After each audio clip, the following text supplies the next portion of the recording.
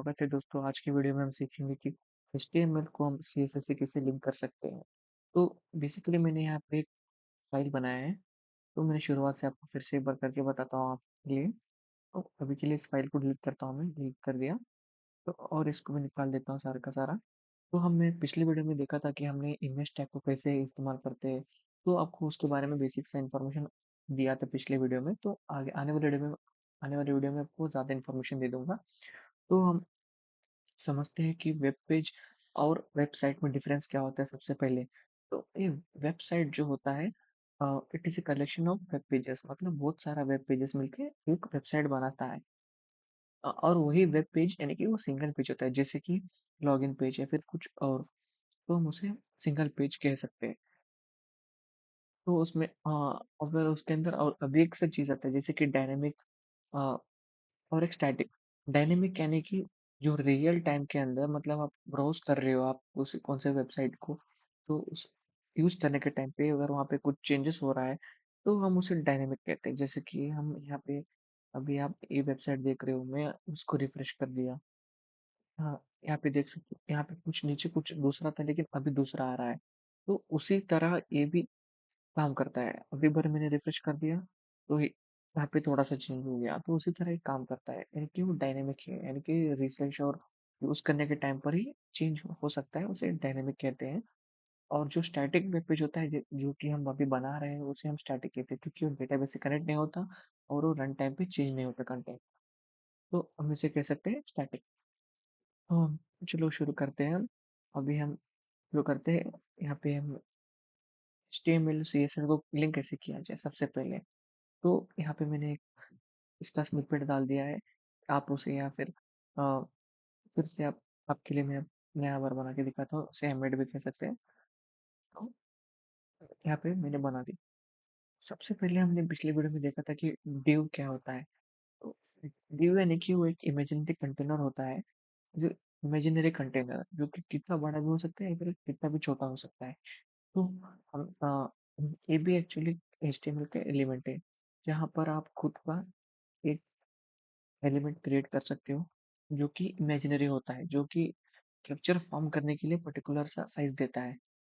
तो ये div के अंदर आप जो चाहे वो लिख सकते हो, जैसे कि h1 कुछ भी लिख सकते हो, या फिर इमेज अपना जो भी लिख सकते हो। आपको जो चाहिए आप वो लिख सकते हो इसके अंदर कोई दिक्कत नहीं है। तो हमने बात किया था कि हम इसके अंदर आज इस वीडियो के अंदर हम सीखेंगे कि लोकल एट्रीब्यूट क्या होता है और ग्लोबल एट्रीब्यूट क्या होता है। तो अभी हम यहाँ पे SRC और R लिख रहे हैं, खाली इमेज के अंदर लिख रहे हैं, क्योंकि इमेज को ही सपोर्ट होता है SRC। SRC यानी कि सोर्स। तो वो सोर्स जो है इमेज के लिए सपोर्ट होता है। तो इसे हम कह सकते हैं लोकल एट्रीब्यूट। वही ग्लोबल एट्रीब्यूट कहते हैं। ग्लोबल एट्रीब्यूट यानी कि class, ID, style, title, DIR। DIR यानी कि डायरेक्शन। ये LDR मतलब लेफ्ट टू राइट, और RTL मतलब राइट टू लेफ्ट। तो इस तरह से काम करता है। तो अभी के लिए इस क्लास का नाम रख देते हैं हम, ड्यू रख देते हैं अभी के लिए। ड्यू का नाम होता है ड्यू। अभी के लिए क्लास आईडी आप कौन सा तो एक दे सकते हैं, जैसे कि हम स्टाइल, इसे यहाँ पर अगर आप यहाँ पे लिखते हैं तो उसे इनलाइन स्टाइल कहा जाता है। तो अभी के लिए इसके अंदर आप कुछ हाइट देते हैं। हाइट मैं देता हूँ यहाँ पे इसका 30 पिक्सल, 300 पिक्सल। बैकग्राउंड कलर, यहाँ पे इसे इसे इनलाइन स्टाइल कहते हैं। और इसके अंदर CSS के अंदर अभी बहुत सारा चीज़ है जो कि आप सीखना है। तो ये जो क्लास और आईडी है, आप सोचेंगे कि मैंने सिर्फ इसे ही दिया, नहीं। आप इसे ही नहीं, ये पूरा का पूरा कॉपी करके मैं H1 को दूँ वो भी चलेगा, क्योंकि ये ग्लोबल एट्रीब्यूट है। और ये SRC और ALT, ये दोनों भी लोकल एट्रीब्यूट है। तो ये ALT क्या काम करता है और SRC क्या काम करता है, पिछली वीडियो में हमने आपने देखा था कि SRC एक इमेज को इमेज का फाइल पाथ स्टोर करता है, और ये ALT क्या करता है। ALT यानी कि अल्टरनेट।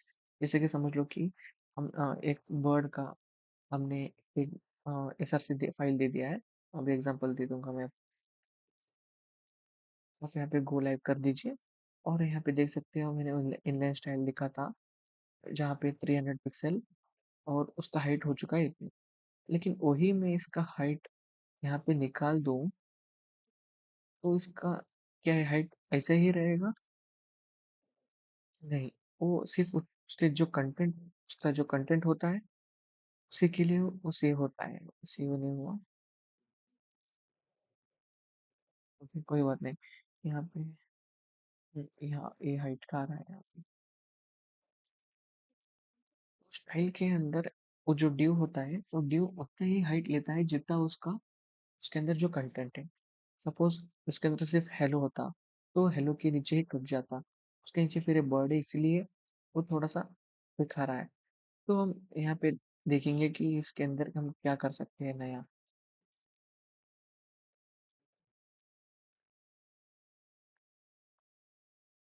Bird image. मैं यहाँ पे कौन सा तो भी बर्ड का मैं इसका यहाँ पे इमेज एड्रेस उठाता हूँ और हमारे SRC के अंदर इसको पेस्ट करता हूँ मैं। सेव हो गया। आप यहाँ पे देख रहे हो कि बर्ड का फोटो आ चुका है लेकिन वही यहाँ पे मैंने छोटा सा गलती किया होता जैसे कि ये यम्यू है तो मैं यम्यू और मैं कुछ भी गलती से कुछ मिस्टेक करता हूँ तो वो इमेज चला जाएगा लेकिन उसके इमेज की जगह पे हमें बर्ड दिखाई देगा क्योंकि वो इमेज लोड नहीं हो रहा है कुछ कारण की वजह से तो हम यहाँ पे उसको बर्ड के यहाँ पे दिखा सकते हैं तो इस तरह से ये काम करता है तो नेक्स्ट देखते हैं कि हम इसे यूज़ कैसे किया जाए हम अभी CSS फाइल को कैसे लिंक करते हैं क्या कैसे अटैच करते हैं वो भी सीखेंगे धीरे धीरे लेकिन अभी के लिए ये जो हमने लिखा है इसे हम कहते हैं इनलाइन उसी तरह हम यहाँ पे हेडर सेक्शन के अंदर हम चाहे तो ऐसे भी लिख सकते हैं जैसे कि स्टाइल इसके अंदर स्टाइल के अंदर हमने एक क्लास दिया हुआ है एक क्लास का नाम डॉट ड्यू है तो डॉट ड्यू ऐसे background colour is to blue और मैं यहाँ का क्लास स्टाइल हटा देता हूँ अभी के लिए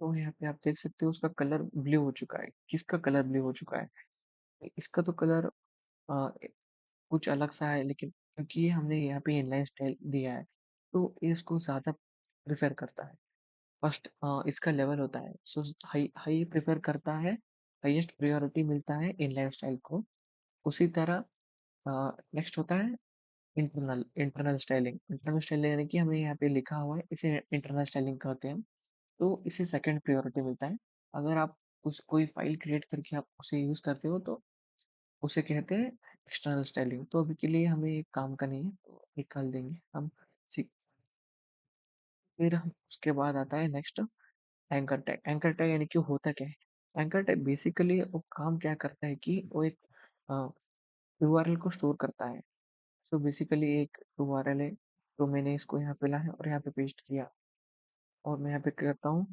क्लिक क्लिक में तो यहाँ पे आप भी देखना ये क्लिक में करके कुछ आ रहा है जैसे मैं इसे क्लिक करूँ ये मुझे उस वेब पेज पे लेके जा रहा है जहाँ पे मैंने उसका वेबसाइट का लिंक यूआरएल भेजा था अगर मैं उसके जगह पे कुछ दूसरा भेजता हूँ तो भी काम करेगा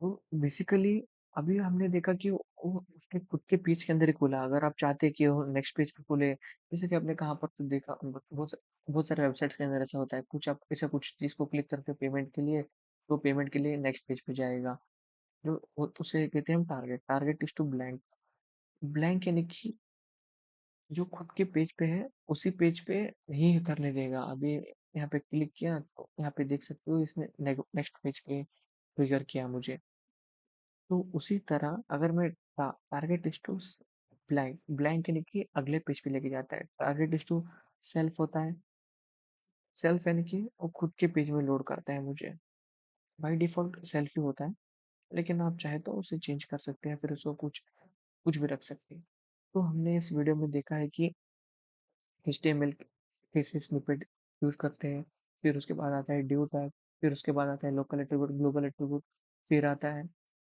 वेबसाइट और वेब पेज तो इस तरह से डिफरेंशिएट होता है। तो इस हमने सीखा ये सारे अलग-अलग चीज़, इनलाइन स्टाइलिंग, एक्सटर्नल स्टाइलिंग, वो स्टाइलिंग हम बाद में देखेंगे, लेकिन अभी के लिए मैं एट्रीब्यूट्स बता रहा था। एट्रीब्यूट्स यानी कि क्लास, ड्यू, आर्ट, एसआरसी, इसे हम एट्रीब्यूट्स कहते हैं और इसे कहते हैं टैग्स। तो आज के वीडियो में स समझना है कि टैग्स क्या होता है और एट्रीब्यूट्स क्या होता है। तो एक एक होता है लोकल एट्रीब्यूट्स, एक होता है ग्लोबल एट्रीब्यूट्स। तो और ड्यू क्या होता है? ड्यू यानी कि इमेजिनरी कंटेनर। आपको खुद को ना खुद उसका ड्यू का साइज़ बताना पड़ेगा कि इसका साइज़ कितना होना चाहिए। आप बहुत सारे लैंडिंग पेज में देखते हो कि उसका एक पर्टिकुलर कंटेनर जैसा होता है। उसके बाद वो जो डेटा होता है उसके अंदर ही ऐसा आप स्क्रॉल कर सकते हो या फिर उसको ऐसा हाइड कर सकते हो डेटा। वो सब इसकी इसकी वज़ह से ही होता है, ड्यू की वज़ह से, क्योंकि वो ड्यू वो कंटेंट को बाहर आने नहीं देता है। तो चलिए अगली वीडियो में मिलते हैं कुछ नए कंटेंट के साथ और हम ब्रीफ से जानेंगे उसे कैसे काम करता है।